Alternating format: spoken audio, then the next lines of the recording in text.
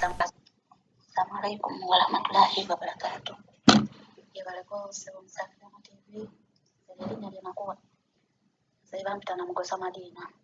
bebala emirimu gyotukolera bebala otuweereza tusiima buli kimu kyotukolera tusiima buli kimu advice zotuwabula bezi gotuwa tusiima ssebo muzitakatama TV nina ensonga naye ng'ensonga zino ziyitira mu bukuukulu naye simanyi kiddako wendi ssebo Katama TV lwakyalumu nengula simu yange eno yali ekyali kumala mwezi kyamukisa mubi ekyo oba omulungi kunze ono mama wange buli lwakola ekintu musanga buli lwankola ekintu mba musanga naye kati maze mwaka guno mwaka guti gwemaze mulamba guweze leero Katama TV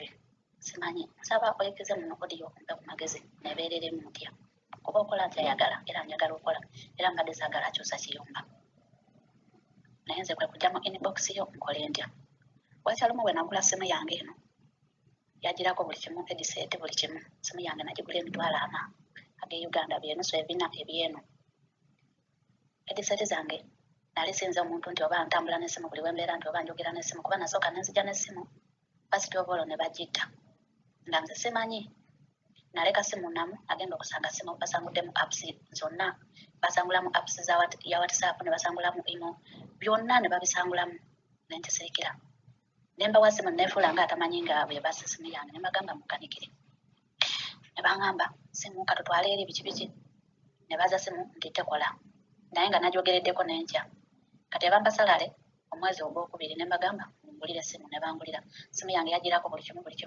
naye simu nagenda okusanga okumusanga okwata ediseti zange yazikutulamu emirundi 4 nze okumusinkana nga amazina aziza wenzirese ku buliri n'abiikawo bulungi ne tusisinkana nga mulabye bulungi ali wa buliri bwange ne mbikulawo ne mulaga nti ediseti zange zino nangamba mwana yava ozikutula ne ngamba nze no mama nkulabye yegwe mami mpa kulaba nentisirikira munnange bwe bukya ennaku zino abadde ansabanga kyaja yange nemuwa kati lubadde lunaku lwaleero era musanze kyaja yange agikutudde mu Zitakadama TV era kati teri kukyajinga naye basooka kuŋŋamba beera n'abantu 3 ku WhatsApp tolimenti kwogera n'abantu bonna era abadde agezaako buli gwe njogera naye ajja nambuuzaani oyo nanyagako simu n'alambula simu yange nangamba bano abantu bonna ku simu baaki beera na namba ya maama wo neya muganda wo neya brother wo nga nina okubeera n'abantu 3 ku simu nenkigaana nemugamba nze I have a big family fenna family yaffe nnene ate bonna baagala okumpuliriza sinze nsiiba ku simu olumu n'ensimu tebampa time okumpulira ssebo Kadama TV kati kwe kuvaayo nengamba naye Mr. Kadama TV muyige gavumenti yaffe eya Uganda eyige ng'essente teziiza bulamu bw'omuntu mwaba n'abantu e Uganda naffe abawalabu gye baliyo eyo mu biyumba e Kampala abawalabu gye bali naffe muveeyoko mukoleko omuwalabu ekintu eno ensi etegeere nga namwe abannayuganda munyiiga ndi ku mpoozi kati yanna kintu Judisi muyige Mr. Kadama TV lwakuba mpoozi yona giwulidde leeti tebatera nnyo kunteeka ku netiwaaka bulungi naye ze sente ze baawa Nakintu Judisi ziiza obulamu bwe era n'abeera mu kutegeera naye singa namwe mwavaayo ne mugamba katukwateko omwana woyo eyali boosi bwa Nakintu Judisi namwe ne mumugyamu ensigo bo bandikirabe batya Mr. Kadama TV kyova olaba bano abantu bali tumanyirira nti Uganda ffe twagala ssente tetufa ku bulamu bw'abannaffe kuba olaba bano abantu tosobola kuvaayo n'ogamba nti osa omuwalabu nolowooza nti lino eggwanga lyonna ngamba wate omuwalabu omu lino eggwanga lyonna liggwayo ne likuba Uganda nze bwe nkakasa naye ze sente ze abannayuganda tufiiriddwa abaana bangi kuba Nakintu Judisi ye yali obujulizi gino mirambo babaddiza mirambo kuba nange Mr. Kadama TV kati ebitandise okuntuukatuukako nze simanyi juuzi nabega emmere yange nze kennyini nze afumba nze akola buli kimu nenviri emmere nengireeta eno nga teriimu kintu kyonna lwakuba ye emmere nalabira ogikuba ekifaananyi yamala nanfuula bize nnyo namala nansitula emmere yo ye kennyini nagenda nagiwa mu kasasiro ng'emmere ejjudde enviiri emmere erimu obuntu mpoti sitiiru waaya neneebuuza ate namala nanzigirako saawa eyo nangamba iti kodi yala twaga bukula tumala kodi panga ebintu twagala agenda wa bulaza wange lyalya emmere onosonyiwa ndi mukyala musoka lyalya emmere nengamba kalaasi emmere tontwala sipiidi nze emmere njiri emaze kuwola nagenda okwata emmere najja nanyagako emmere okwo nkyagyekengeera ndowooza yalabanga nkwasa essimu yali amanyi ngenda akola kikuba mmere ki kifaananyi kuwumba emmere nali nkyali gyetegereza ngenda ogenda wali mu kasasiro waliyo emmere ngaemmere erimu enviiri Sakadama TV simanyi kiddako wano wendi omukadde ye teyanjagalirako ddala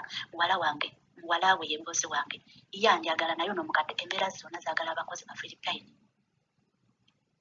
nze ayagala nongoosa ennyumba eya fulo 3 zenongoosa ngatako okufumba okwoza eno paasi buli kikozesebwa waka naye olw'okuba nagaana okuyonja abaana nali mbayonjanga naye nze nalaba kavidi yako omwana yali ayonja mwana w'omuwalabu omwana naafa ne baagala okumutta ne mugamba bwe natuuka wano mwangamba abaana tebaliiko naye kati waki mutandise okungamba nina okukola ni ku baana emirimu nina mingi omukazi bwe nnaku ayogerera ekyo Filipino gudu Filipino naye gwe toyagala alongoosa ki baana bannange Sakadama TV simanyi kyakola abaana mbalaga omukwana era nzanya nawe naye ekyokunaaza abaana kyo nakigaana eyo kyaja eyange gyakutudde agikutudde nemusanga nayo mu ngalo agikutuddemu era tekyajinga kati eyo kyaja ebadde nga ngumu naye simanyi oba asaze busa nakaso oba abadde aze nakaso nagisala busazi yonna agikutudde n'obuwaya nabugjamu awo wonna nayungululawo kati Musakadama TV awo oba omanyira omuntu waddira ku kintu ekitookera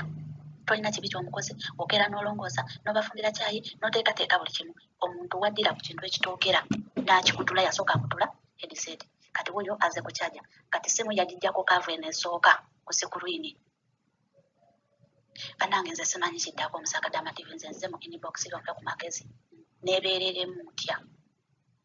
kuba okukyankalana njozi twafunamu era okukyankalana tetulitegeeragana ne mbagamba munzize ku ofiisi neyambala ne uniform ne mbagamba munzizeyo ku ofiisi mukama wange n'angamba Madiina bireke ne mbagamba nze munzizeyo ku ofiisi oba si ekyo controlling family yo teri kunjagala Musakadama TV nsaba ku magezi okuva gy'oli nkole ntya kuba nawe nga bw'omanyi simu ya smart era leero manyi egenda azikira era nina kwebeereramu mpozi nga nziba ku kyaja z'abalaabe nenzija nenkyajingangako speed bwe nzizaayo kati kyaja ye efudde bagikutudde tekyakyajinga kyekiddako manya omuntu waakuggyako kyaja aba akuggyeko simu omuntu okukuggyako kyaja aba akuggyeko simu kiringa omuntu wanaakusalako omutwe baagala kunkola ki nga siri ku netiwaaka awo ndi kwebuulizaawo sirina bwe nkibuliddeko nzize mu inbox yo Sakadama TV obulamu bwange ntandise okweraliikirira ate ono omukyala alabika si muwalabu w'ebigino alinga alimu olunageriya Assalamu alaikum warahmatullahi wabarakaatu sigadde nasinamukozi Madiina kuba okukyankana kwabeerawo muwala we nga ayagala kunkuba nga ndirongoosa nebuuza bano abantu babadde ki ne bangamba omuwala musonyiwe yatabuze agenze mu periodi abeera mu periodi atabuka naye nga